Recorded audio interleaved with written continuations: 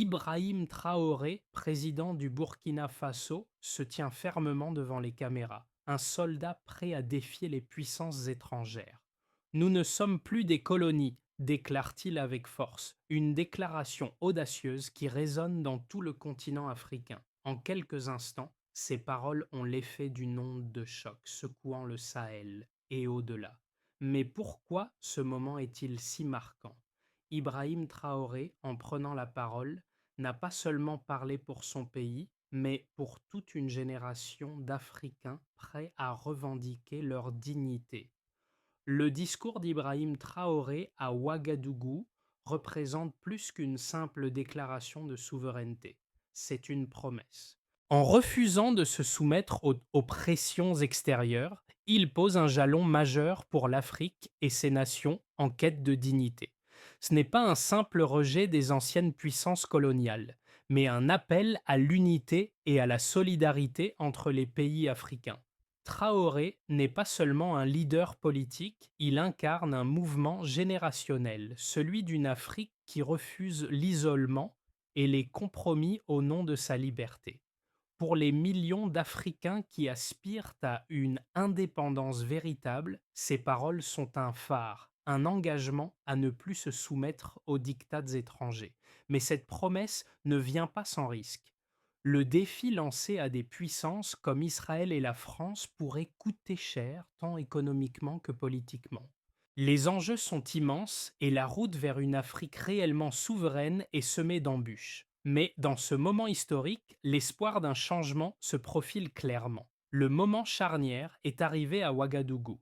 Ibrahim Traoré se dresse face aux caméras, un soldat devenu président, prêt à briser des décennies de silence. Il est 36 ans et son discours sur la souveraineté de l'Afrique et la dignité des nations africaines secoue non seulement la capitale du Burkina Faso, mais tout le continent. En l'espace de quelques jours, les répercussions de ces mots se propagent bien au-delà des frontières du Sahel, atteignant des dirigeants africains et des citoyens à travers le monde. Mais ce n'est pas un hasard si Traoré a été celui qui a brisé ce silence. Son parcours, unique, est à la fois une réponse et un défi à des siècles d'oppression. Le Burkina Faso, sous sa présidence, est un exemple de résistance face à des siècles de domination coloniale et de néocolonialisme. Les puissances mondiales ont longtemps pris l'Afrique pour un terrain de jeu où leurs intérêts priment sur ceux des peuples locaux.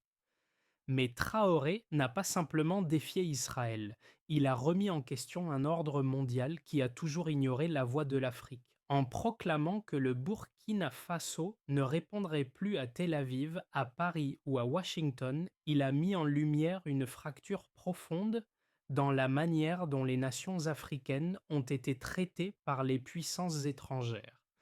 Ce discours, loin d'être une simple déclaration, est devenu un symbole du réveil de l'Afrique. Un réveil non seulement contre l'ingérence étrangère, mais aussi contre l'idée que les pays africains doivent se soumettre pour survivre. Ce moment à Ouagadougou n'est pas seulement une réponse à une menace, mais le début d'une transformation. Il s'agit d'une affirmation audacieuse de l'aspiration à un avenir où l'Afrique, et en particulier le Sahel, prend enfin son destin en main. Ibrahim Traoré, à 36 ans, incarne une génération prête à réécrire l'histoire de l'Afrique. Son ascension politique rapide est déjà un témoignage de la frustration profonde qui traverse le continent. Né à Bondokwi, une petite ville du Burkina Faso, Traoré a grimpé les échelons militaires avant de devenir un leader politique défiant les attentes pour incarner l'espoir d'un peuple fatigué des compromis imposés par des décennies de néocolonialisme. Mais il ne s'agit pas seulement de sa trajectoire personnelle. Traoré représente une rupture avec un passé où les dirigeants africains se sont souvent pliés aux volontés des puissances étrangères. En prenant la parole, il symbolise l'émergence d'un nouveau leadership en Afrique, prêt à remettre en question les relations traditionnelles avec les anciennes puissances coloniales et à affirmer la souveraineté des nations africaines. Cette déclaration à Ouagadougou est un moment d'impact immédiat. Les gouvernements africains, les citoyens et même les puissances extérieures commencent à réévaluer la place de l'Afrique dans le monde. Le Burkina Faso, sous sa présidence, a non seulement défié Israël, mais a également défié la norme qui disait qu'un petit pays africain devait se soumettre aux intérêts des grandes puissances.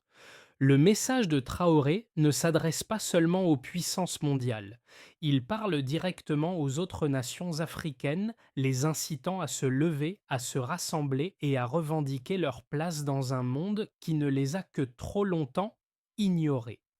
C'est une déclaration de fierté, mais aussi de défi, une invitation à réinventer le destin de l'Afrique. C'était Dubia. L'histoire de l'Afrique, notamment du Sahel, a longtemps été marquée par des luttes pour l'indépendance, mais aussi par des luttes pour le respect et la dignité. Ibrahim Traoré, en prenant la parole devant les caméras à Ouagadougou, n'a pas seulement fait un discours historique, il a enclenché un tournant pour toute la région. Son message, à la fois simple et radical, met en lumière la résistance d'un peuple qui ne se laisse plus exploiter.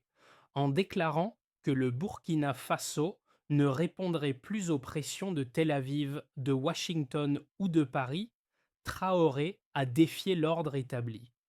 Mais ce n'est pas une réaction isolée. Ce discours a déclenché une série d'événements qui ont secoué le Sahel. En l'espace de quelques jours, des pays voisins comme le Mali et le Niger ont exprimé leur solidarité avec le Burkina Faso, se positionnant contre les ingérences extérieures et affirmant leur volonté de suivre une voie indépendante. L'Alliance Sahel, qui a été formée pour lutter contre les groupes extrémistes, a désormais un objectif plus large, celui d'une autonomie politique et économique. Cette évolution a été renforcée par le contexte géopolitique mondial. Les relations entre l'Afrique et les puissances occidentales, en particulier la France, se sont de plus en plus tendues ces dernières années, notamment avec l'émergence de groupes armés dans le Sahel et l'intervention militaire française. Traoré, en prenant ses distances avec l'ancienne puissance coloniale, a redéfini les priorités pour son pays et la région. Mais il ne s'agit pas seulement de la lutte contre les puissances extérieures, il s'agit aussi d'une réaffirmation de la souveraineté interne du Burkina Faso. En mettant l'accent sur les ressources naturelles du pays et en prônant une économie plus autonome, Traoré cherche à libérer son pays de la dépendance aux aides extérieures et à rediriger les bénéfices de ses ressources pour le bien-être de sa population. La réorientation politique du Burkina Faso n'est pas simplement un acte de défiance, c'est une tentative de remodeler l'avenir du pays. Cette prise de position n'est pas sans conséquence. Si, à court terme, elle pourrait isoler le pays sur la scène internationale, à long terme, elle pourrait inspirer d'autres nations africaines à suivre cette voie de souveraineté. En effet, la réponse à ce défi a été immédiate. Les puissances occidentales ont commencé à revoir leurs relations avec le Burkina Faso et ses alliés du Sahel. Cependant, les conséquences de ce discours risquent de dépasser largement les attentes de Traoré lui-même. Alors que les tensions montent, une nouvelle dynamique semble émerger, celle d'une Afrique plus unie, plus audacieuse, prête à rejeter les chaînes du passé et à se tourner vers un avenir où les nations africaines, enfin, seront respectées sur la scène mondiale. Les implications du discours d'Ibrahim Traoré à Ouagadougou ne sont pas qu'idéologiques. Elles ont des bases solides, soutenues par des faits concrets et des chiffres qui rendent son message encore plus puissant. Prenons d'abord les relations économiques entre le Burkina Faso et les puissances occidentales. Pendant des décennies, l'économie du pays a été largement dépendante de l'aide étrangère, de l'exploitation de ses ressources naturelles et de ses relations commerciales inégales avec l'Europe et les États-Unis. En 2020, le Burkina Faso a reçu environ 1,5 5 milliards de dollars d'aide internationale, représentant une part significative de son PIB. Cependant, cette aide n'a pas permis d'éradiquer la pauvreté ou de stimuler de manière substantielle les infrastructures locales. Au contraire, des milliards de dollars en ressources naturelles ont été extraits du pays chaque année sans que cela ne se traduise par un véritable développement économique pour la population locale. Cela se reflète dans les indices de développement humain du pays. Selon le rapport sur le développement humain 2020 des Nations Unies, le Burkina Faso se classe parmi les pays les moins développés, avec une espérance de vie de seulement 60 ans et un taux de pauvreté dépassant les 40%. En rejetant l'influence des puissances extérieures, Traoré ne cherche pas seulement à se libérer d'un passé colonial, il met en lumière les limites d'un modèle de développement qui jusqu'à présent a échoué à profiter aux populations locales. Mais ce défi ne s'arrête pas aux frontières du Burkina Faso. L'impact de ce discours se fait déjà sentir dans toute la région du Sahel. Selon les données du Fonds monétaire international, FMI, la croissance économique dans la région a ralenti ces dernières années, en grande partie en raison de l'instabilité politique et des conflits. En 2019, la croissance économique de l'ensemble du Sahel était estimée à 2,5%, un chiffre bien inférieur à la moyenne mondiale. Cependant, la politique de Traoré pourrait inverser cette tendance. En réduisant la dépendance de son pays à l'aide étrangère et en encourageant l'autodéveloppement, il pourrait ouvrir la voie à un modèle économique plus durable. Ce modèle repose sur la transformation des matières premières sur place plutôt que de les exporter sous forme brute. Une telle approche pourrait non seulement créer des emplois locaux, mais aussi générer une plus grande valeur ajoutée pour l'économie nationale. En termes de sécurité, les données sur la présence militaire étrangère dans le Sahel sont également frappantes. Le nombre de bases militaires étrangères dans la région a considérablement augmenté depuis les années 2000, particulièrement celles de la France, qui ont été accusées de maintenir une présence au nom de la lutte contre le terrorisme, tout en continuant d'imposer des conditions économiques et politiques favorables à Rome à leurs propres intérêts. En 2019, la France comptait environ 5000 soldats déployés dans le Sahel, dont une grande partie étaient stationnés au Burkina Faso, au Mali et au Niger. Cette présence militaire, bien que justifiée par la lutte contre les groupes extrémistes, a souvent été perçue comme une forme de néocolonialisme.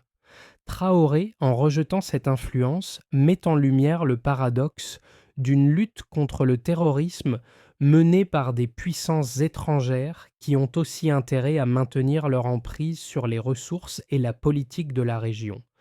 Le discours de Traoré marque ainsi un tournant stratégique dans la manière dont les pays du Sahel pourraient se positionner face aux défis contemporains. En refusant la soumission aux puissances extérieures, il pose les bases d'un nouvel ordre régional, basé sur l'indépendance économique et la souveraineté nationale. Si ce modèle se révèle viable, il pourrait avoir des répercussions sur toute l'Afrique, offrant un modèle alternatif aux pays qui cherchent à se libérer des influences néocoloniales, tout en cherchant à s'affirmer sur la scène mondiale. Le discours d'Ibrahim Traoré a fait l'objet de diverses interprétations, et bien que de nombreux observateurs aient salué sa vision audacieuse de l'indépendance et de la dignité africaine, certains soulignent les défis auxquels il pourrait être confronté. L'argument principal contre la position de Traoré est que sa politique de rejet des puissances extérieures, notamment de la France, pourrait isoler le Burkina Faso et la région du Sahel sur la scène internationale. La solidarité mondiale, et plus particulièrement les relations diplomatiques avec des pays comme la France, les États-Unis ou même Israël, est souvent perçue comme essentielle pour la stabilité politique et économique. Dans un monde globalisé, l'isolement économique peut entraîner des conséquences sévères, telles qu'une réduction des investissements étrangers et une régression des opportunités commerciales. Pour les critiques de Traoré, cet isolement pourrait fragiliser une région déjà marquée par l'instabilité, surtout face à des défis de sécurité imminents liés aux groupes extrémistes dans le Sahel. En se distançant des pays occidentaux, le Burkina Faso pourrait perdre des partenariats clés en matière de lutte contre le terrorisme, ce qui pourrait exacerber les tensions et rendre plus difficile la gestion des crises internes. D'un autre côté, les partisans de Traoré soutiennent que sa démarche est nécessaire pour forger un avenir indépendant et durable pour le Burkina Faso et pour l'Afrique en général. L'autonomie politique et économique, selon eux, est la clé pour sortir de la dépendance et éviter que les pays africains ne deviennent des vassaux des puissances étrangères. Le rejet de la France et d'autres puissances coloniales ne signifie pas nécessairement l'isolement, mais plutôt un repositionnement stratégique sur la scène mondiale. Le pays pourrait rechercher de nouveaux partenariats, notamment avec des nations émergentes comme la Chine et la Russie, qui montrent un intérêt croissant pour les ressources naturelles et les investissements dans la région. Ce pivot géopolitique offrirait à l'Afrique une opportunité de diversifier ses relations internationales et de réduire la domination des anciennes puissances coloniales. D'autres estiment que la mise en place d'une alliance plus forte avec des nations voisines comme le Mali et le Niger est une voie prometteuse pour renforcer la coopération régionale et affronter collectivement les défis géopolitiques. Ainsi, le discours de Traoré n'est pas simplement un acte de défiance, mais une proposition de changement profond dans la dynamique des relations internationales en Afrique.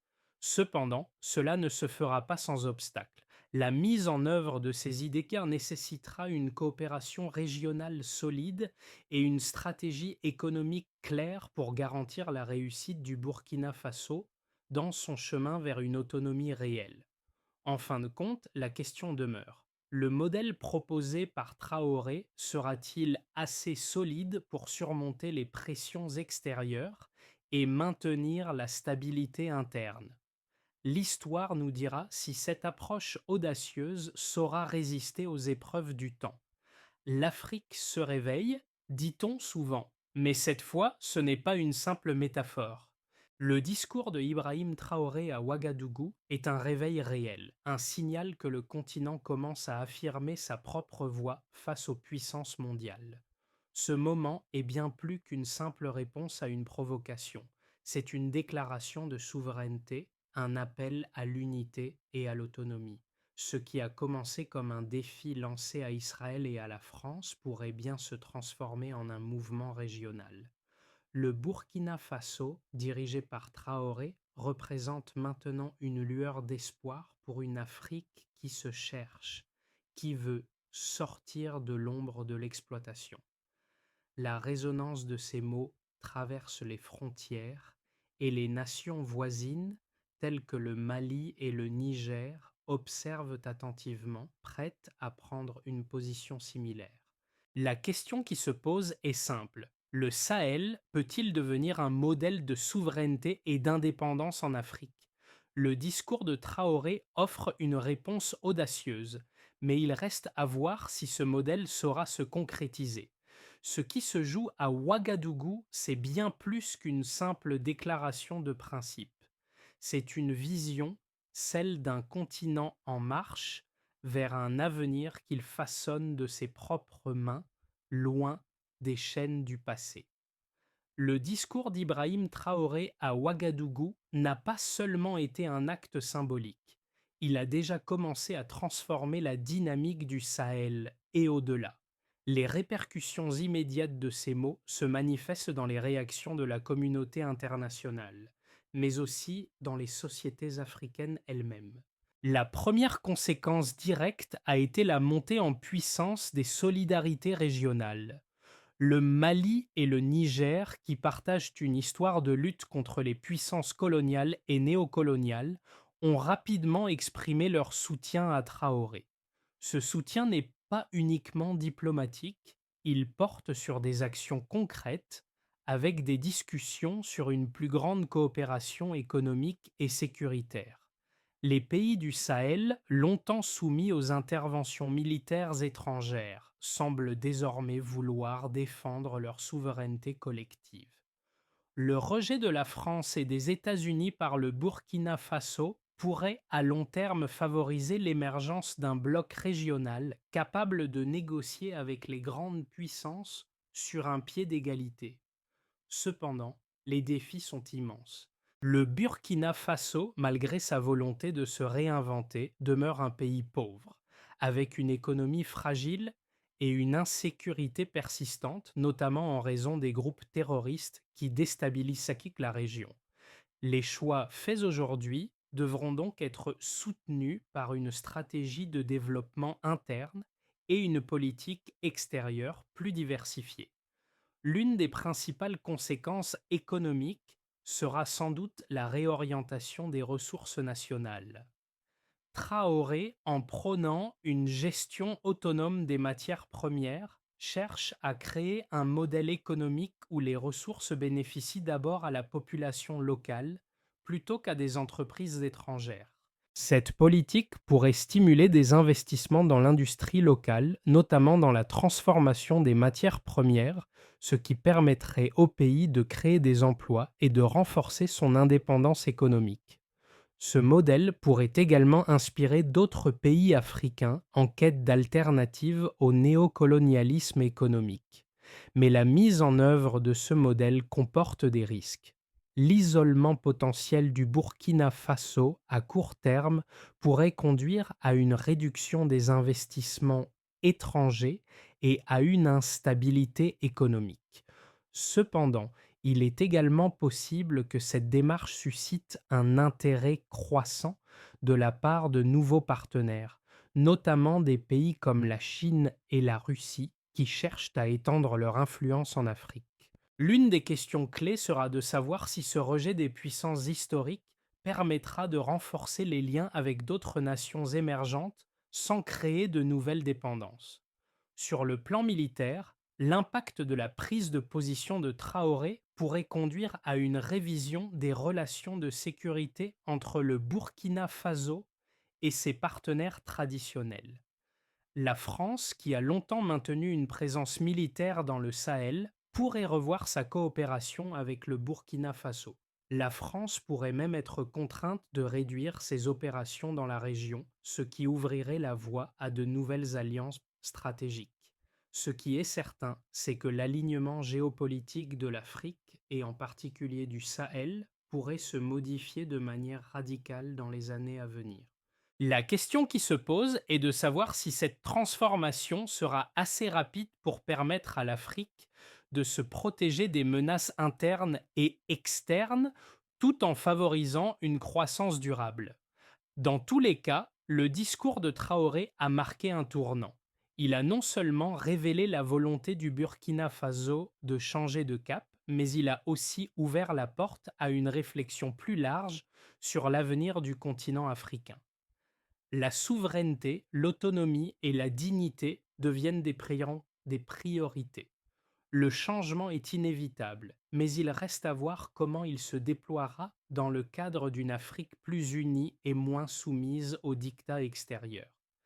Dans les 6 à 12 mois suivant le discours de Ouagadougou, plusieurs scénarios peuvent dû se dessiner pour le Burkina Faso et la région du Sahel. Le premier scénario est celui que souhaite Ibrahim Traoré et celui d'une Afrique qui prend en main son destin. Si le Burkina Faso réussit à mettre en œuvre son modèle d'indépendance économique et de souveraineté, il pourrait devenir un leader régional dans la promotion d'un Sahel plus uni et moins dépendant des anciennes puissances coloniales. L'impact immédiat pourrait être une augmentation de la coopération entre les pays du Sahel, notamment le Mali et le Niger, avec la création de nouvelles alliances économiques et sécuritaires.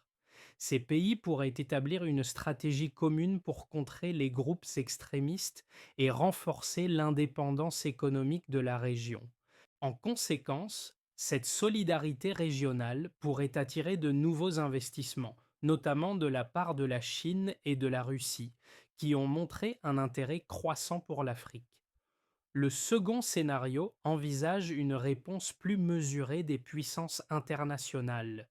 Si le Burkina Faso reste résolu dans son rejet des puissances occidentales, tout en cherchant à diversifier ses partenariats, il pourrait voir une croissance économique modérée, soutenue par des investissements alternatifs en provenance de nouveaux partenaires.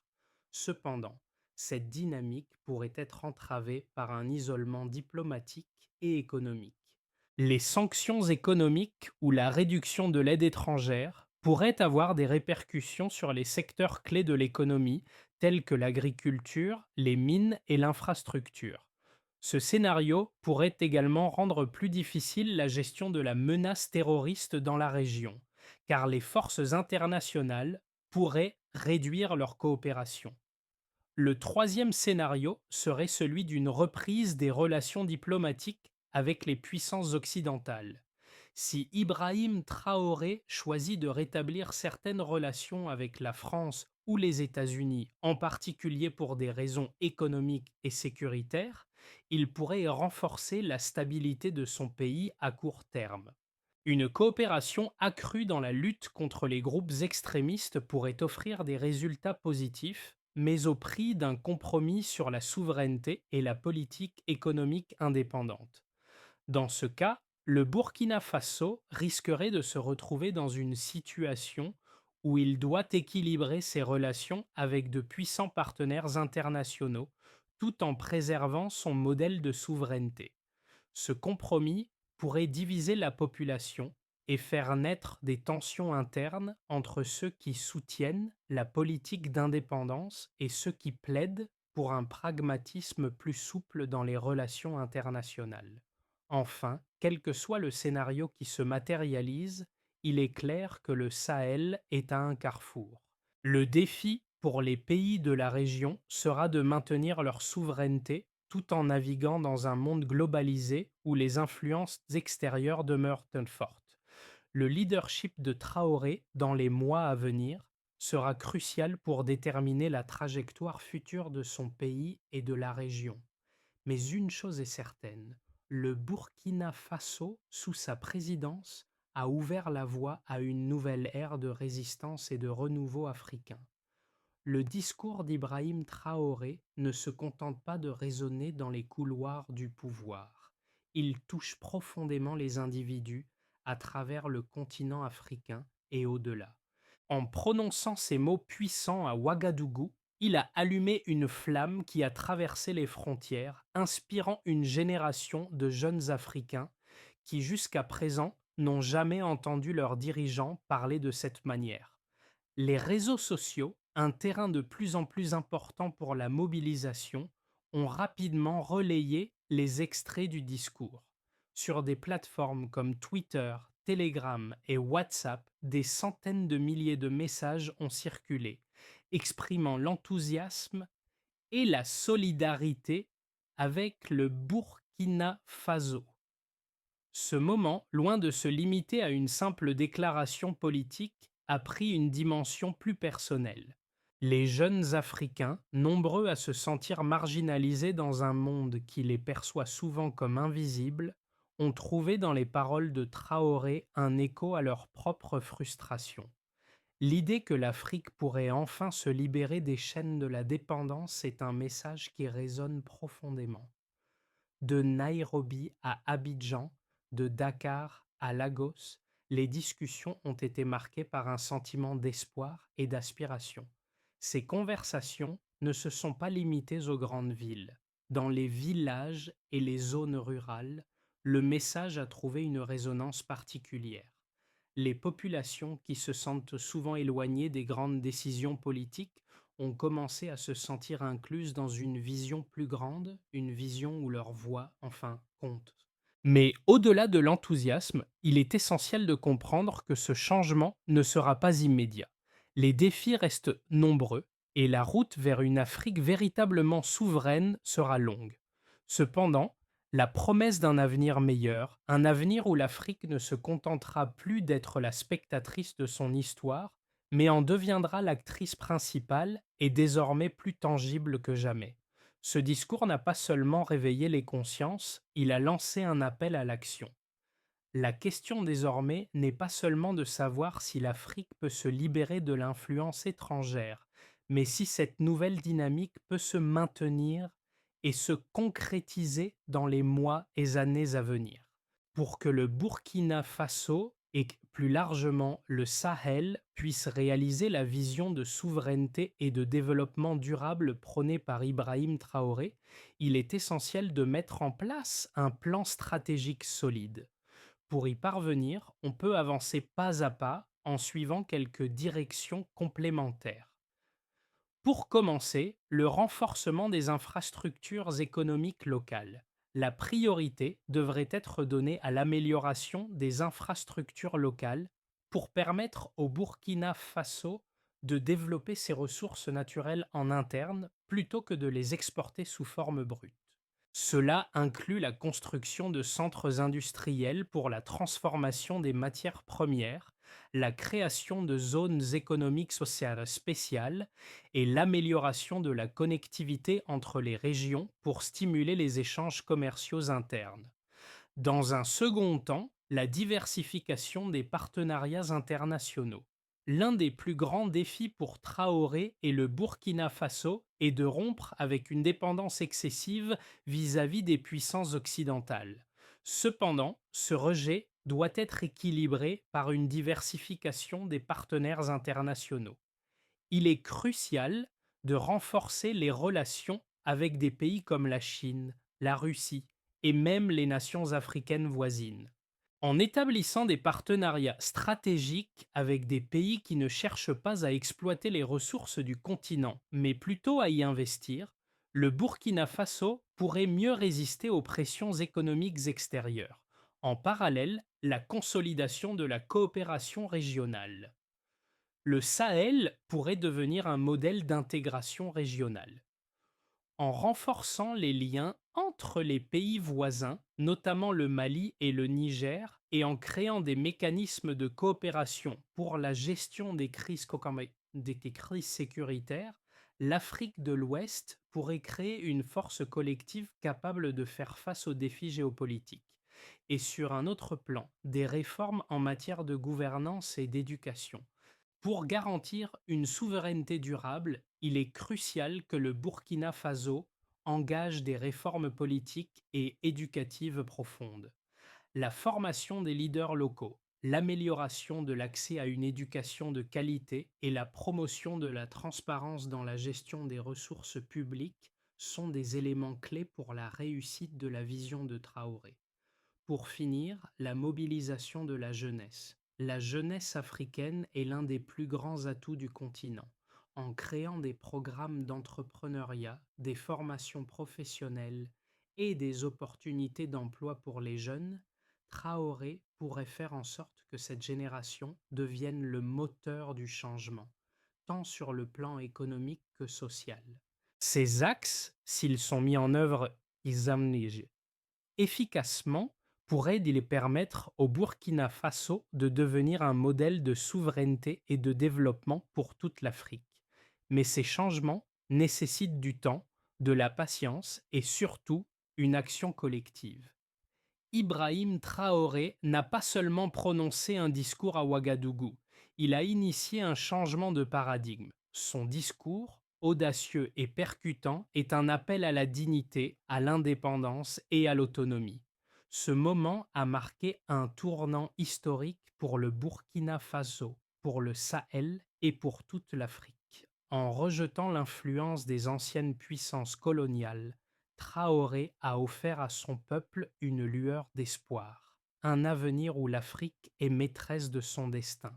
Mais au-delà de l'aspect politique et géopolitique, c'est un message profondément humain qui a résonné dans le cœur de millions d'Africains, celui de la fierté, de la dignité et de la possibilité de se réinventer. Les défis restent immenses, mais la route tracée par Traoré incarne la volonté d'un continent de ne plus accepter d'être une marionnette dans les jeux de pouvoir internationaux. Le message est simple, l'Afrique se réveille et elle ne se soumettra plus. Ce discours, bien que prononcé par un seul homme, appartient désormais à tous ceux qui croient qu'un avenir meilleur est possible. Le chemin est semé d'embûches, mais le courage de Traoré ainsi que celui de millions d'Africains qui soutiennent sa vision pourrait bien changer le cours de l'histoire. Ce n'est pas la fin d'un voyage, mais le début de quelque chose de bien plus grand. Le discours de Traoré a ouvert une nouvelle page dans l'histoire de l'Afrique, une page où l'indépendance, la dignité et la solidarité priment. Mais ce moment ne doit pas être un simple souvenir, il doit devenir un moteur de changement. Nous, en tant qu'individus et collectifs, avons tous un rôle à jouer dans cette transformation. Si vous croyez que l'Afrique mérite de se tenir debout, si vous croyez qu'il est temps pour le continent de tracer son propre chemin, il est temps d'agir. Partagez ce message, engagez-vous dans des conversations sur l'avenir de l'Afrique, soutenez les initiatives qui promeuvent la souveraineté et l'autonomie des nations africaines. Ce n'est pas une question de politique, mais de l'avenir d'une génération entière. Soyez un acteur du changement. L'Afrique a parlé et désormais c'est à nous de faire en sorte que ce message ne soit pas oublié. Abonnez-vous à ce mouvement parce que chaque voix compte. Ensemble, nous pouvons transformer cette vision en réalité. Ne laissez pas ce moment s'éteindre dans l'indifférence. Agissons pour un avenir plus digne, plus libre et plus unifié.